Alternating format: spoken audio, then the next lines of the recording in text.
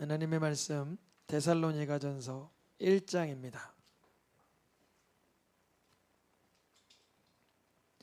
데살로니가전서 1장 2절부터 4절까지 말씀 나누어서 읽겠습니다.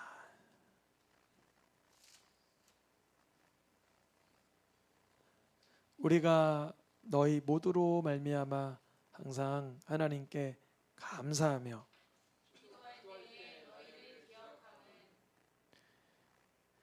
너희의 믿음의 역사와 사랑의 수고와 우리 주 예수 그리스도에 대한 소망의 인내를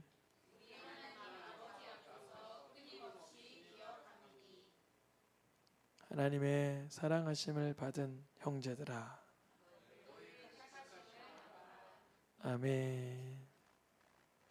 말씀의 제목을 같이 읽어보겠습니다. 감사의 기준이 누구인가? 감사의 기준이 누구인가? 그 감사의 기준을 나로 여기면, 감사의 관점이 나로 인하여 감사를 바라보면 감사가 제한적으로 이렇게 보입니다. 나를 기준으로 보기 때문에. 조금 더 확장해서 나의 가족, 나의 자녀로 인한 감사 제목까지 포함을 하면 그게 조금 더 확장되고, 내 옆집이나 이웃, 타인을 포함하여 감사의 기준을 삼으면 조금 더 확장되어 나아가죠. 감사의 관점이 나를 기준으로 편협할 때는 감사의 그 깊이와 넓이는 아주 제한적입니다. 그러나 감사의 기준이 확장된다. 나를 기준하던 것이 다른 사람을 포함하고,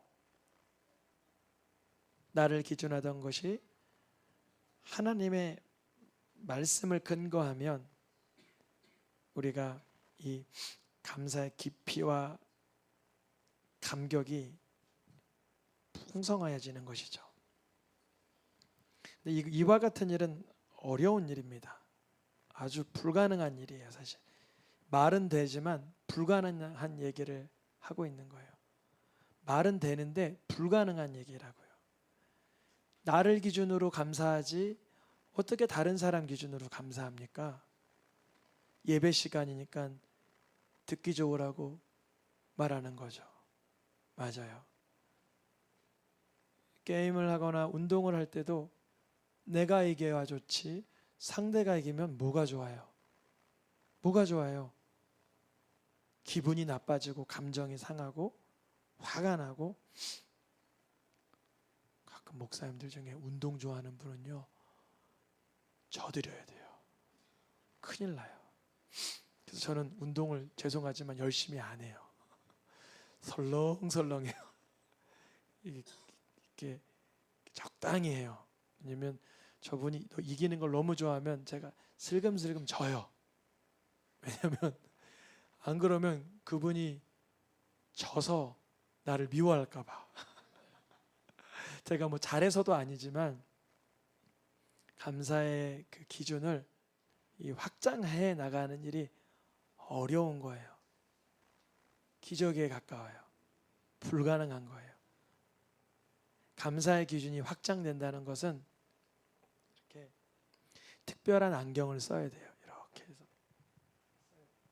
안경을 쓰면 내가 보는 관점에서 달라질 수 있는 그 안경, 그 희귀한 안경을 껴야 돼요. 감사의 기준이 바뀌는 거죠. 오늘 본문의 사도 바울은 데살로니가 성도들로 인해서 감사했어요. 하나님께 감사하는데 그 감사함의 근거가 너희 모두로 말미암아 감사하게 되었다, 이런 고백을 해요. 사도 바울은 아주 자기중심적이고 이기적이고 포악하고 완악했던 사람이었어요.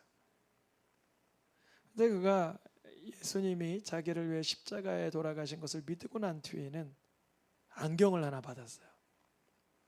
아나니아라는 사람을 통하여 그의 비늘이 벗겨지게 하셨어요. 그가 전에는 자기 만족, 자기 쾌락, 자기 기쁨에 묶여서 살았는데 이제 그 안경이 탁 벗어지고 예수 그리스도 안경이 껴진 순간 타인의 기쁨과 타인의 응답과 타인의 만족이 나에게 감사구나. 이 놀라운 능력이 하늘로부터 공급된 것이에요. 우리에게 있어서 감사의 기준은 여전히 나 자신입니까? 점진적인 확장이 일어나고 있습니까? 우리가 물론 육체를 가지고 있기 때문에 이 몸의 영향을 받죠. 그래서 내 몸이 불편하면 상대가 아무리 기뻐해도 그게 내 기쁨이 되지 않죠. 다른 사람의 즐거움이 내 즐거움일 수 없죠. 사도 바울은 데살로니가 성도들의 그 무엇을 인하여 하나님께 감사하게 되었는지를 세 가지로 살펴보려고 하는데요. 첫 번째, 데살로니가 성도들이 이러한 특징을 가지고 있어서 사도 바울이 감사했어요. 노란색 글씨만 읽어보겠습니다. 믿음의 역사. 데살로니가 성도들을 사도 바울이 이렇게 보니까 믿음의 역사가 나타나는 거예요. 그것을 하나님께 감사하게 됐어요. 그러면 데살로니가 성도들에게는 믿음의 역사가 왜 일어났나? 그런 미라클이 어떻게 일어난 건가? 뒷부분에 가면 자세하게 기록되어 있는데요. 복음을 들을 때 복음을 듣잖아요. 귀로 이렇게 듣잖아요. 귀로. 근데 그 복음을 말로만 들은 게 아니라 이 마음 가운데 성령님이 주시는 확신이 생겼어요. 아하, 이거예요. 성령님이 주시는 확신 가운데 말씀이 들어가는 거예요. 말이 참 힘이 있어요. 힘이 있어요. 제가 이렇게 지나가는 말로 애들한테 무슨 말을 했는데 그걸 기억하고 있는 거예요. 그래서 그 말에 이어가는 거예요. 그러니까 우리가 복되고 선하고 위대한 말을 해주면 위대한 걸 붙들고 살겠죠. 푸념하고 낭망하며 농담하고 뭐 어리석은 말을 하면 그걸 붙들고 살겠죠. 이 데살로니가 성도들이 하나님의 말씀을 통하여 예수 그리스도의 보혈로 구원받았다라는 이 복음을 붙든 거예요. 확신으로, 성령의 능력으로 붙든 거예요. 그러다 보니까 그 속에서 신비한 기적과 이적이 나타나는 걸 보고 사도 바울은 감사했던 거예요. 기적이 어디서 일어났어요? 자기 자신에게 일어났어요? 바깥에서 일어났어요? 바깥에서. 그러니까 지도자이며 목회자이며 사도이긴 하겠지만 그래도 참 신기한 거예요. 자기 속에서 일어난 기적은 아니잖아요. 분명히 타인에게서 일어난 기적인데 그걸 참 감사했다는 거죠. 어떻게 믿음의 역사가 나타났는가? 하나님의 말씀을 받을 때 사람 말로 받지 않는 거예요. 10년 동안 새생명교회 사역하면서 늘 요청하는 게 그거예요. 이제 다다음 주면 송 목사님 오시면 전 저쪽이나 이쪽이나 앉죠. 그럼 전 청중이 되거나 회중이 되거나 성도의 입장일 때는 아멘 아멘 해요. 죄송합니다. 뻣뻣하지 않아요. 저보다 어린 사역자가 서도 절대 뻣뻣하지 않아요. 전 사람의 말로 안 받으려고 작정을 하는 거예요. 우리 성도님들 저보다 연배가 높고 배우신 게 많으셔도 아멘 하실 수 있게 축복합니다. 하나님 말씀 받을 때 사람의 말로 받으면은 거기서 능력은 제한적으로 나타나요. 그런데 하나님의 말씀을 하나님의 말씀으로 받으니 끊임없이 믿는 자 가운데 역사가 일어나는 거예요. 와, 그 기적이, 이적이, 능력이, 생명이, 권능이 나타나는 것이에요. 근데 그 장면을 보면서 사도 바울은 타인의 역사로 인해 자기가 감사하는, 감사의 기준이 자기를 이탈해 버리는 거예요. 얼마나 확장됐나요? 성경에 보면 예수님을 그리스도라고 소개한 인물이 누구죠? 세례 요한이죠. 세례 요한도 예수님을 그리스도라고 소개하다가 안타깝게도 자기가 병사들에게 붙들려가는 그런 순교의 장면이 맞닥뜨려졌어요. 세례 요한에게는 지금 갈급해요. 예수님이 정말 구원자 맞나? 예수님이 정말 온 우주 모든 죄인들과 인생들을 구원할 그분 맞나? 궁금했어요. 세례 요한 아주 궁금했겠죠. 자기가 지금 목이 잘려나갈 직전이니까. 예수님께서 세례 요한에게 뭐라고 말씀하시냐면, 세례 요한아 너를 건져줄게 이렇게 얘기 안 하시고 세례 요한에게 이렇게 얘기해줘. 저쪽에서 맹인이 보고 있어. 어디서는 못 걷는 사람이 일어났어. 나병 환자는 깨끗함을 입었다. 가난한 자들에게도 복음이 전해지고 있어. 그렇게만 얘기해라. 그래요. 이거 무슨 말씀이에요? 이사야 말씀. 세례 요한은 말씀을 잘 아는 제사장 가문의 사람입니다. 그 어려서부터 메시아가 무엇 해야 되는 줄 알았어요. 근데 그가 요구했던 건 뭐냐면 내게 그게 있기를 원했어요. 그 기적이 내게서. 물론 세례 요한에게도 예수님의 기적이 보여졌죠. 성령이 그 위에 머무시는 것을 보면 그가 그리스도이즘을 알게 하는 그런 체험이 세례 요한에게 있죠. 그러나 세례 요한이 순교하는 그 순간에는 예수님이 그 세례 요한을 건지는다기보다 그 세례 요한의 영혼을 위해서 말씀으로 건져주시는 거예요. 세례 요한의 그 순간 감사의 기준이 여전히 자기 자신이었다면 근데 어쩌라고 그럴 거예요. 근데 어쩌라고. 나는 죽게 생겼는데 맹인이 보든 말든 나랑 뭔 상관이야 이래야 되잖아요. 근데 세례 요한은 이후로 보면 순교했죠. 왜 순교할 수 있었을까요? 예수를 끝까지 고백했다는 거예요. 그 뜻은. 그가 예수를 고백하지 않고 죽이지 마셔요. 내가 예수를 그리스도라고 얘기했지만 뭐 그분이 무슨 그리스도긴 그리스도예요. 나도 건지도 못하는데 이렇게 푸념했으면 그는 살 수도 있었어요. 예수님이 주신 것은 뭐냐면 세례 요한아 믿음의 기준, 감사의 기준, 역사의 기준은 너 속에서만 일어나는 게 아니라 눈을 열어 보라는 거예요. 사도 바울이 그 데살로니가 성도들을 향하여 믿음의 역사를 보고 감사했다면 두 번째는 무엇을 보고 감사했냐면 읽어보겠습니다. 부는 것이지만 사랑의 수고, 사랑의 수고를 보고 감사할 것으로 여겼어요. 데살로니가 성도들이 사랑하기 때문에 어떤 수고를 한다는 거죠. 사랑하는 사람은 수고를 하는데 사랑의 수고라는 건 뭐냐면 희생이나 헌신을 말하죠. 사랑하는 자에게 무엇인가 요구했을 때 그가 희생하지 않고 헌신하지 않는다면 사랑의 가치가 얕은 거죠. 사도 바울은 이들이 드디어 예수 그리스도의 사랑에 근접하고 있음을 감사했어요. 참 감사하다. 참 감사하다. 예수 그리스도의 사랑에 이들이 근접하고 있으니 하나님께 감사했어요. 그래서 데살로니가전서 4장에 이런 기록이 있습니다. 읽어보겠습니다. 너희들 자신이 하나님의 가르치심을 받아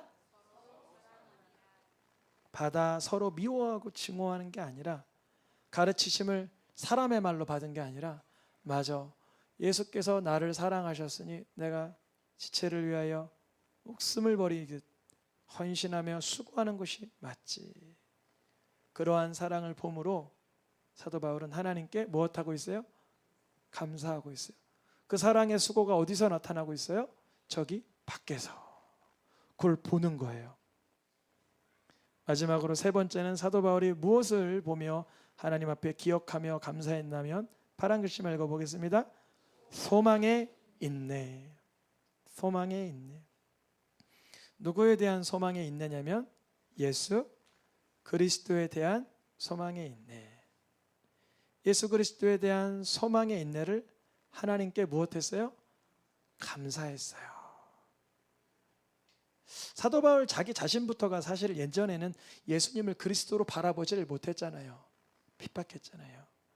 근데 그가 예수님을 구주로 만난 뒤에는 예수님이 주님이시기 때문에 예수님을 바라봄으로 자기 자신도 인내하는 삶을 살아나가는데 데살로니가 성도들 보니까 사랑으로 수고할 뿐 아니라 예수님 바라보며 견디고 있구나. 그것을 하나님께 감사하는 거예요. 감사하는 거예요. 인내하게 되면 반드시 결실합니다. 여러분, 악한 일에도 인내가 필요해요. 악하고 더러운 일에도 인내가 필요해요.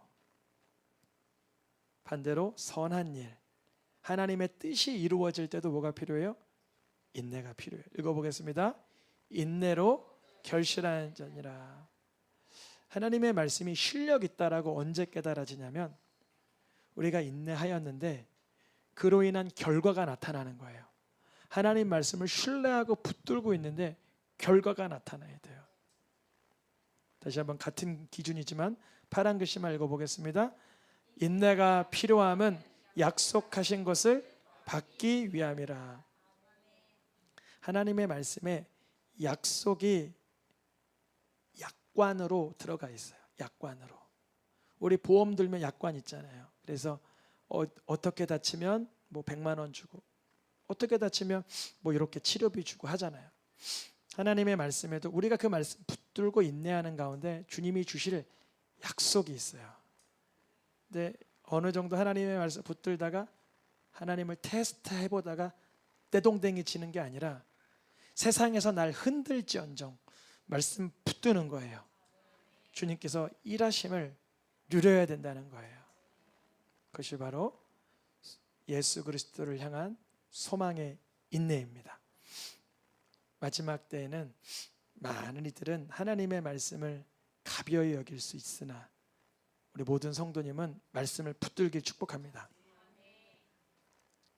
하나님의 말씀을 완벽하게 신뢰하여서 믿음의 역사가 나타나고 이웃을 내 몸처럼 사랑하는 수고를 보여주신 분이 바로 예수 그리스도이십니다.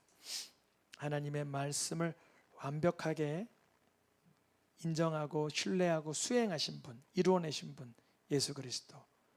사랑의 수고를 완성하신 예수 그리스도. 환난과 시련 가운데서도 하나님의 영광과 하나님의 나라의 확장, 영혼의 구원을 위한 견디는 예수님의 그 모습, 그것을 바라볼 때 우리가 견딜 수 있고 인내할 수 있는 줄 믿습니다. 오늘의 마지막 말씀 읽고 마치겠습니다. 파란 글씨만.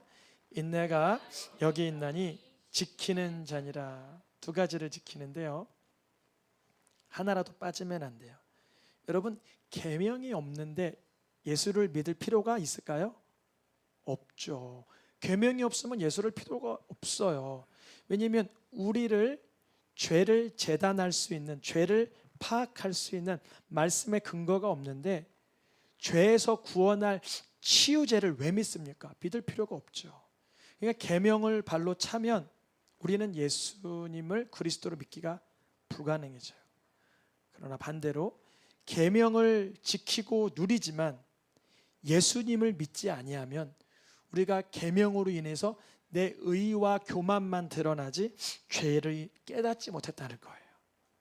계명에 대한 지킴이 있는 자는 반드시 그 죄에서 내가 미끄러지고 실수하고 넘어질 때 나를 위하여 자기 몸을 내어주신 예수를 믿게 되는 것입니다. 이 두 가지는 같이 돌아가죠. 인내. 성도들은 이제 인생 가운데 하나님의 말씀을 붙들고 계명을 지킵니다. 구원을 위하여서가 아니라 주 예수를 사랑하기, 그분의 구원을 인정하기, 계명 가운데 살아나가며, 반대로 계명 가운데 살아나가지만 여전히 실수가 많은 어리석은 나 자신을 바라볼 때 예수를 다시 신뢰하고 예수님을 다시 의지하게 되는 줄 믿습니다. 이 시간 찬양하며 함께 기도하겠습니다.